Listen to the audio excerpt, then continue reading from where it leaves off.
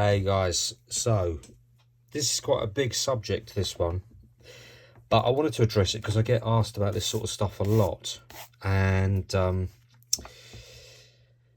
there are two or probably three big main areas where beginners tend to go wrong when drawing and designing graffiti for the first time. Letters particularly. Let's talk about letters. So the first one is size and shape of letters. Trying to get the size and shape of letters right it's not easy. It's going to take you a long time. That's the first thing to mention about this. It's going to take a lot of time, a lot of practice. So don't be disheartened if you can't get it right. You know, you look at pieces on the wall done by artists that you love, and what you don't see is the hours, weeks, months and years that have gone into this. You just see the immediate result in front of you. So that's the first thing to say about that. The second thing that beginners get wrong quite a lot, or don't know how to address because it's not conscious, is negative space. And it's a really big one, this one. Now, you can do all kinds of stuff with negative space, but that's only when you understand how to manipulate negative space and how to use it. Because most of the time, as a beginner, you won't have any concept of what negative space is. So when you're doing your pieces as a beginner, you might take a C, for instance. You might do your C, discarding sort of shape and size for a minute. Just you might do a basic C, and you might kind of go, oh, there you go. There's my C. Right, I've got my C there, and what you're only looking at is this area here. Essentially, the big bar that forms the C. Or if you're going, right, yeah, I know what I'll do. Yeah, I'll do like a sort of C that's sort of a bit more interesting. I'll do like there a bit of a sort of square thing, but with a bit of a swoop on it there, and still all you're looking at is this area. What you're not looking at is this area here, or this area here. This is your negative space, and you're going to have to become acutely aware of this. All artists who've gone through these stages are very, very aware of their negative space. So what can we do about this? So let's start from basics. I know I've covered this stuff before, and it's covered all over the place, this stuff about letter construction, but let's go into it again because it's worth doing. Let's take an E, for example, because the great thing about an E is that it's made up of so many bars. So we've got our E there. So how many bars is your E made up of? Well, there's 3 straight away, and there's a 4th. So you've got a 4-bar letter there. If you want to funk your E up a little bit, what might you do? You might sort of make it a bit more swoopy, a bit more dynamic. Straight off the top of my head, there we go. You might sort of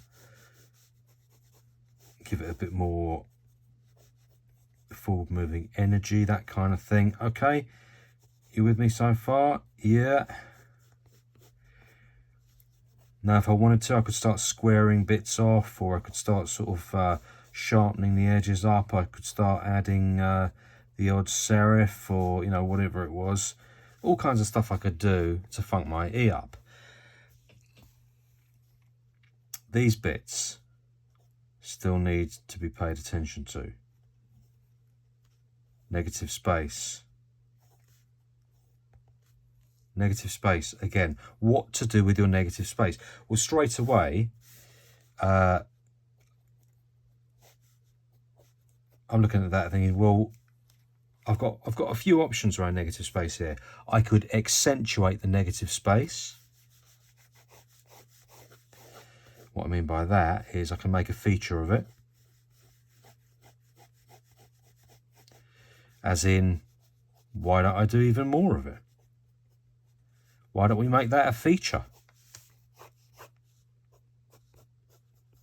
See what I mean? So that area just gets even bigger because I accentuate the negative space. Or I'll go the other way and go, yeah, let's close it up. If I close up that negative space, in fact, I close up the negative space all over that letter, then that does something else. Becomes a lot more chunky, compact. Now you can apply this. This is just something that is it's a general rule.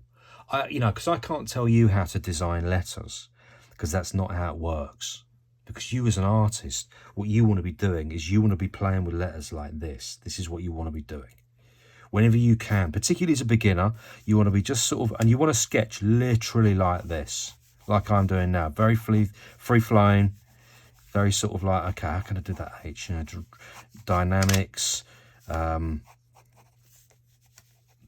nice and free-flowing, sketchy, so nothing's particularly sort of heavy about it.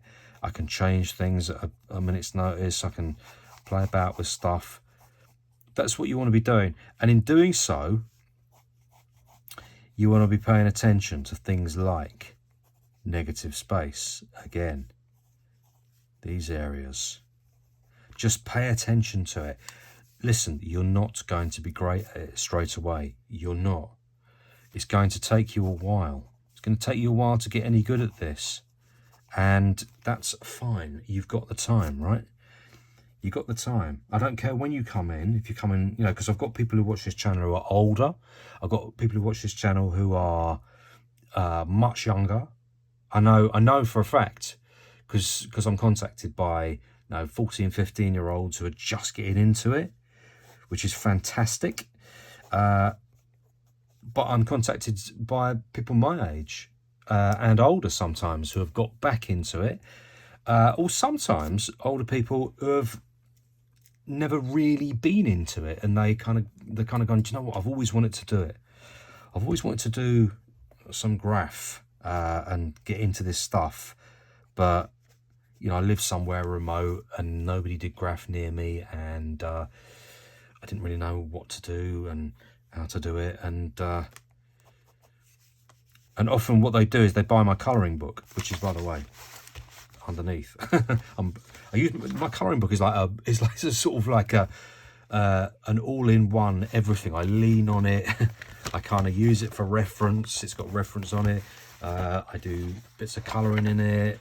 I do swatch work in it. I was doing tag work in it the other day, because I don't get to tag very much anymore, and I was doing stuff in it. I use fill examples and fill videos with it.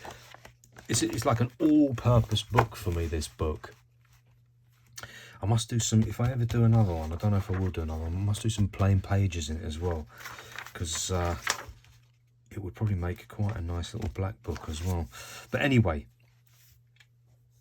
getting back to this idea, this is just really a kind of, it's a pointer to give you a general rule, and a general rule around awareness, which is, we talked a little bit about the first thing, which is shape and size of letter. The thing is, shape and size of letter, if you start paying attention to negative space, which is the second big sort of precept, if you start paying attention to that, it will affect the rest of it. That's how it worked with me anyway. Do you see how, when I was sketching these letters out here, do you see how my attention to negative space starts to affect the rest of this? It just starts to affect it very naturally. I'm not thinking about the form of that letter particularly very much anymore. I'm thinking about how I can just sort of make it increase the negative space just here. Let's try it again. Different example, fresh example. Let's do an S. So your standard sort of, your standard kind of S shape. I don't want to do anything too funky. I naturally try and, obviously, you know, I naturally try and funk something up. There's your standard S shape. Sorry, I'm one of them artists, annoyingly, I do lots and lots of lines. You're not supposed to do that, really.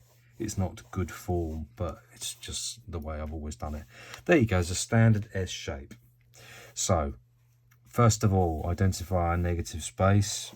It's just there, hugely. I mean, yes there, and yes there, but the big bits are these bits. So, now this is a personal preference. I'm going to talk about my personal preference now. My personal preference is to close up negative space in the letter forms themselves. So for instance, a classic S that I do is sort of a bit like this. This is one of my favourite S's. I do an S sort of like this. It leans back and it sort of juts up like that, comes down like that, and you know, there you go. That's a sort of classic S that you'll find from me in that kind of shape. Now, if you look at what I've done with the negative space, is I've killed it, really. The negative space inside the letter, I've absolutely killed it. Got rid of it. There's virtually nothing in there. Tiny, tiny bit there, and the tiniest bit there. Now we've got space here, and you know, and around it. But inside the form itself, virtually nothing. Tiny little remainder of negative space. And whatever I do next to that, whatever, because obviously we put letters together, and then we get into flow. Now somebody was asking me recently, can you do a video on flow? I've tried to do one before. I had to scrap it because I can't really. I'd sort of point you in the direction of the artist block, John Grimm, because he's very, very, I think he must have studied art, Grimm, because he's very good at deconstructing and he's very good with terminology. So he's very good at explaining how to do things. I'm not so good because I never studied art. I'm all self-taught. So I'm not very good at explaining sometimes what I mean, which can be a bit frustrating for somebody who's trying to get it from what I'm from watching me, you know. Sometimes not. Some people have said to me, oh no, your video is very straightforward and very easy to understand, and that's great. That's what I'm after. But I'm sometimes not very good at explaining how I get from A to Z, you know. I'm not very I'm not brilliantly articulate at that sometimes due to my lack of education. But however, I'm talking about flow right now, so let's have a go. So I've got my S there. Let's choose a word that begins with S. Let's choose an easy one. Well, is there an easy one? Let's choose a four-letter word, because four-letter words are the most. They're the best for tags, and they're the best generally in graph. Don't ask me why. There's something about fours that just work. So let's choose sing. So sing is our word. There we go. Sing. So I've got my S. This is how I like my S. So I've started to do my S. So I want to get an I in there. Now what I could do as a raw beginner coming in, kind of go, well, I want to put my eye sort of like there or whatever. I don't want to do that though. I don't want to do that because I want to close up my negative space. I want to, because and this is a preference for me in the way that I do things. I like to close up negative space. I want to squash it, get rid of it. Generally speaking, I'm speaking very generally. So I'm going to put my eye in there. Now that presents me with a problem because my letter form is coming right out into here, right? So this eye has got to do something interesting. So where's the basic shape and size of it going to be? Well, for a start, in order to make it an interesting flow, I want to give it a sort of shape a bit like that. So I've got to tackle flow, really. I wasn't going to tackle flow in this video, but I've got to if I'm going to put letters together in any kind of way. So what I'll do is I will, there you go. I'll turn it into a bigger letter. I'll turn it into a bigger letter like that. Put big. There you go. For now, I'll stick the dot on the top like that. So I've got quite a nice, nice kind of flow there at the moment. And that's all for now. I'm trying to get, all I'm concentrating on right now is to squash the negative space. That's really what I'm looking at. That's what I'm concentrating at. Can you see what I mean about your governance and negative space can really affect how you design letters and try to get them to flow together. So again, that I has got virtually no negative space in it. Here we go, and then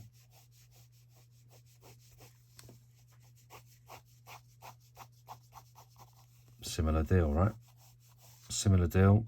Very tiny amounts of negative space. Feel free to hate on these letters as much as you like, but you know, I'm literally coming up with them off the top of my head, and all I'm using them for is to illustrate to you negative space and the management of it. So there you go. Again, it's very little space. There's your negative space there, tiny amounts. And then what I want to do with a G is, I guess I'll sort of mirror the construction of the S there. So I'll kind of, if I can. Now again, I want tiny amounts of negative space. So there you go.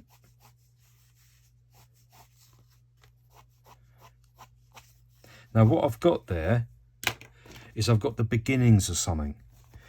You know, that's not a finished piece by any means, but what I've got is I've got something which gives me an idea of how I'm going to manage the space around these letters were I to be writing them.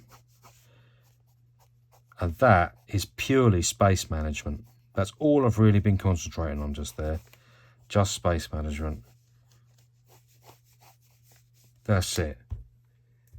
There's virtually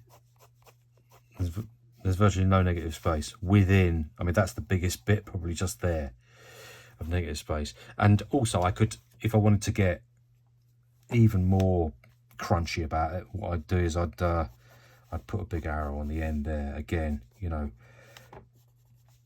that kills more negative space.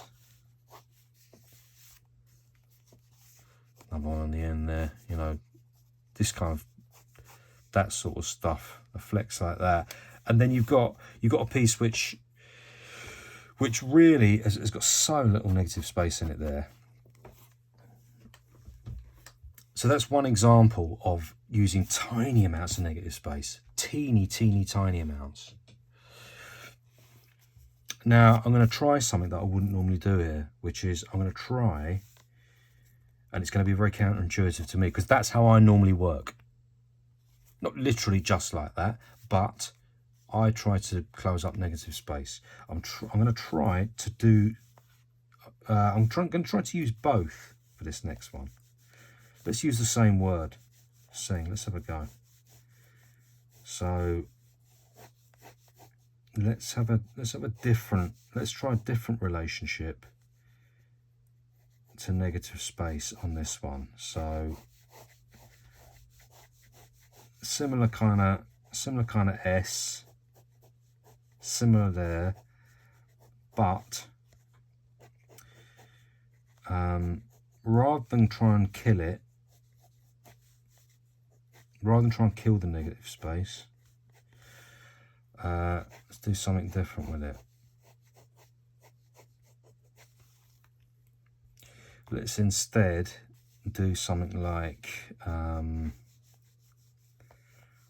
could I do with this? Well, actually, I'll tell you what I'll do with this. I'll shorten that for a start.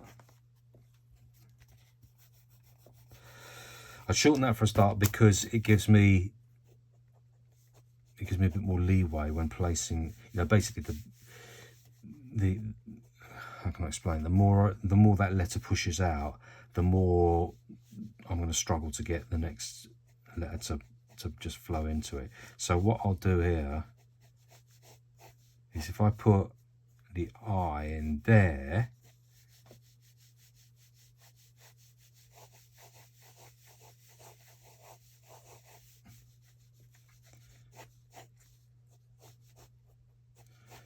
so what I'm really doing now is I'm trying to make the space kind of work for me a bit better. That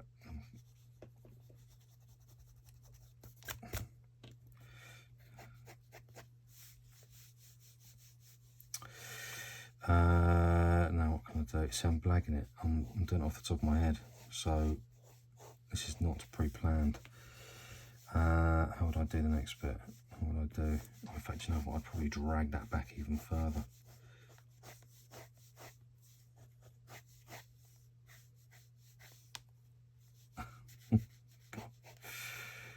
So that's interesting. My intuition is saying maybe go a bit.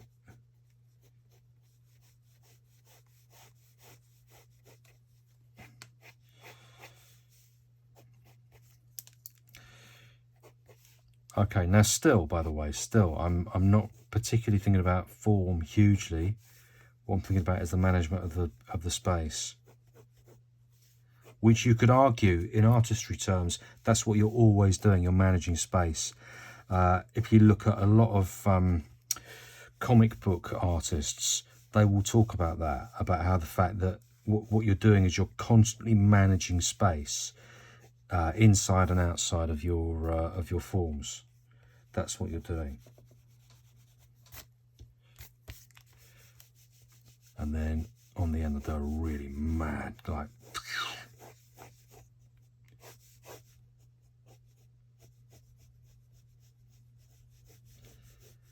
Big crazy G on that. Now, it's not the best example in the world, but for our purposes, it kind of illustrates, I think, what I'm trying to say. I think it does anyway. I hope it does. Which is, so that's about closing up all the negative space.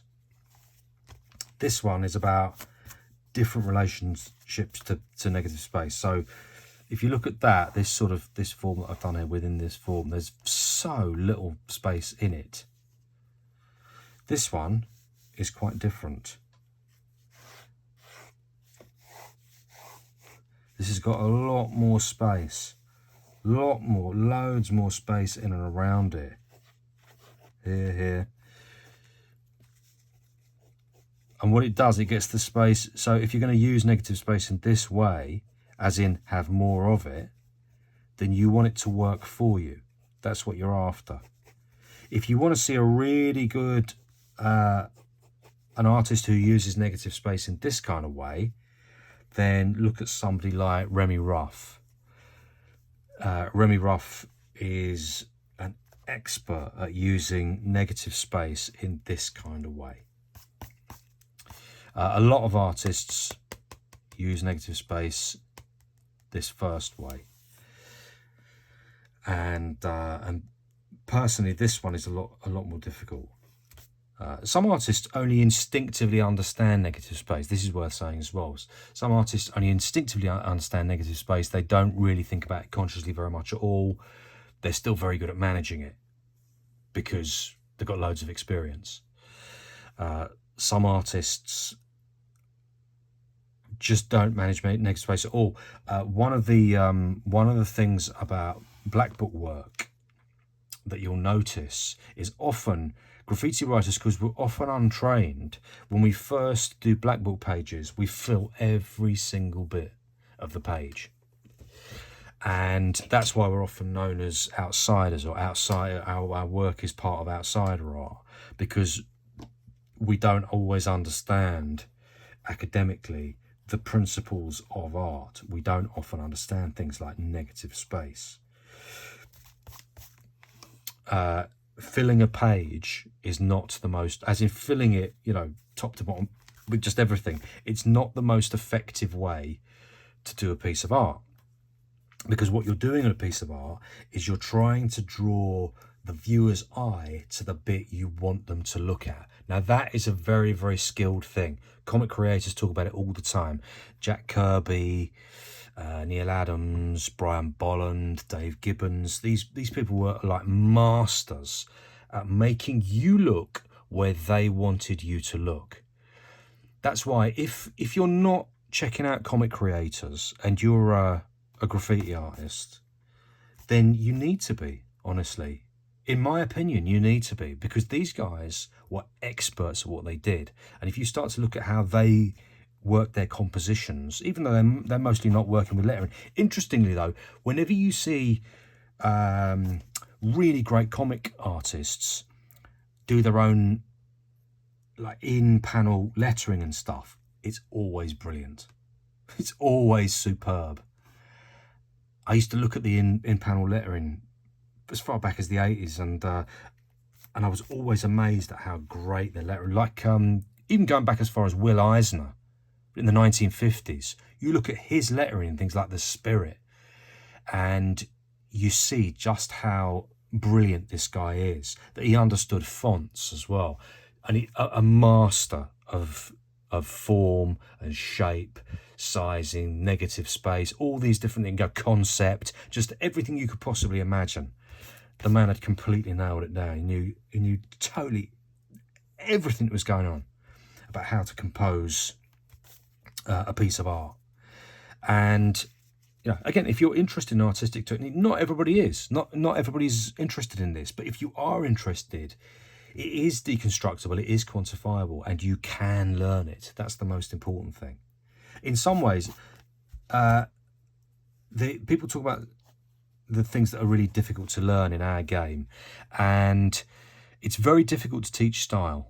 It's really difficult, because style is mostly, the best thing I ever heard about style was style is a compilation of all your mistakes over the years. That's how you build your own style.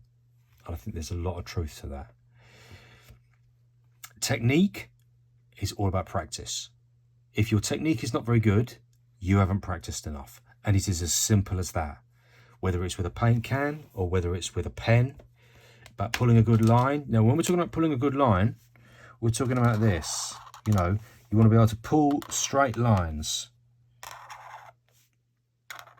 And that is just practice. That's all that is practice. Honestly, I'm not kidding.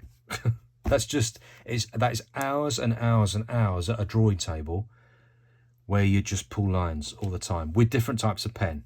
That's a fiber tip Pigma Graphic 1, something that I'm very used to working with. I would recommend them completely for this kind of work, big fat lines and this sort of stuff.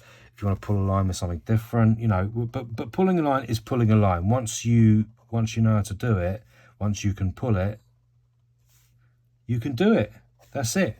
You know, that's technique. Technique is just about time served. Style is something different. Style,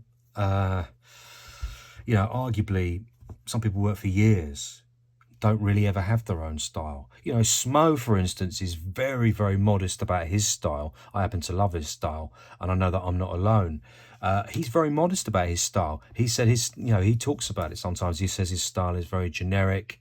He just sort of chose very generic kind of graffiti type letters, and learned to paint them really well. And he paints really, really well. His technique is superb. If you've ever watched Smo's videos, if you haven't watched Smo's videos, you must go and watch them, because his technique is really fantastic. And he talks a lot about that, about learning, because he didn't grow up around other graphers or crews or anything like that. He had to learn it all himself. He had to pick up cans of paint and learn how to do this stuff. So he's a good sort of inspirational figure, Smo.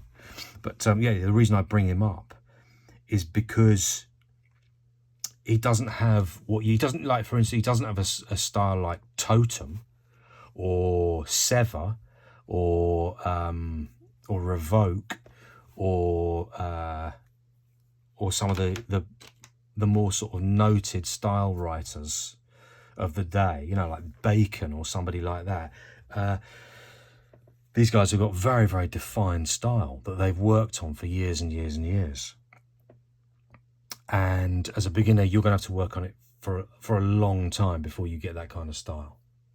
So I'm going to leave this one there, and I hope you enjoyed the video. If you want more like this, then do let me know in the comments.